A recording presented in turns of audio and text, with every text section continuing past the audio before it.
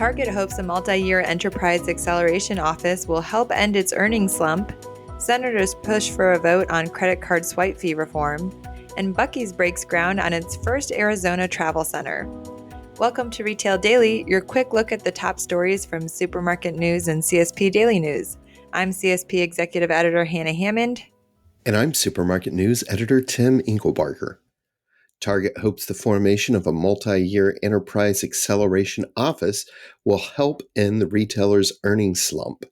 The office, which will be led by Chief Operating Officer Michael Fidelke, aims to drive greater speed and agility across the company and improve how functions collaborate to advance key priorities, from simplifying cross-company processes to using technology and data in new ways. Target's comparable store sales dropped 3.8% year over year in the first quarter, while net sales decreased 2.8%. Food and beverage was the only category that posted year-over-year growth. Two senators have submitted an amendment to a bill that could move forward the Credit Card Completion Act, which aims to help combat swipe fees for retailers like convenience stores. Senator Roger Marshall, on behalf of himself and Senator Dick Durbin, on Tuesday filed the amendment to add the Credit Card Completion Act to the Genius Act, an unrelated bill that establishes a regulatory framework for payment stablecoins. The National Association of Convenience Stores said the senators are seeking a vote on their legislation, and if their amendment is allowed, a vote could happen as early as this week. More than 130 independent grocery store operators are meeting with Capitol Hill policymakers in Washington, D.C. on Wednesday as part of the National Grocer Association's annual Fly-In for Fair Competition event. On the front burner this year are proposed cuts to federal funding for the Supplemental Nutrition Assistance Program, or SNAP, which concerns the independent grocery stores that make up NGA's membership.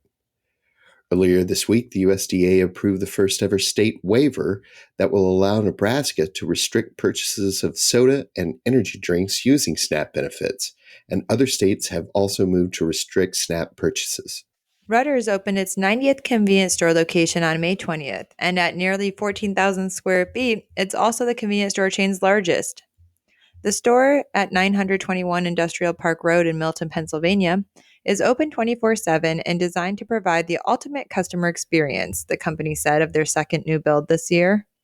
This is Rutter's second on-site bar and gaming lounge, which includes 5 video gaming terminals and 20 65-inch high-definition TVs.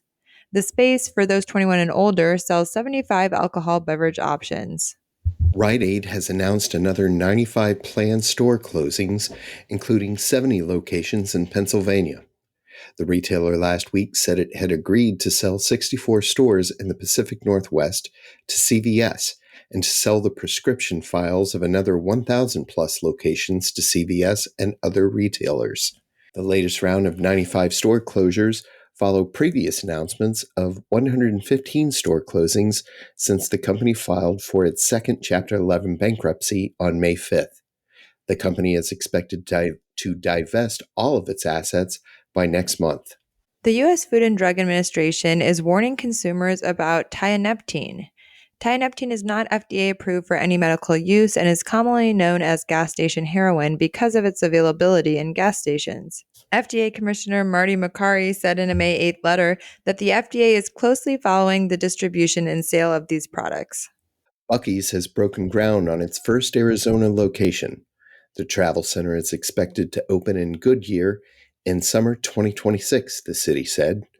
The new convenience store will span 74,000 square feet and feature 120 fueling pumps. It will offer all of the Buc-ee's fan favorites, including Texas-style barbecue, homemade fudge, beaver nuggets, jerky, and more. And that will do it for today's episode of Retail Daily. Subscribe on Apple Podcasts, Spotify, and more for your daily dose of retail news. For more on these stories, visit CSP Daily News and Supermarket News. I'm Hannah Hammond. And I'm Tim Inkelbarger. Have a great day.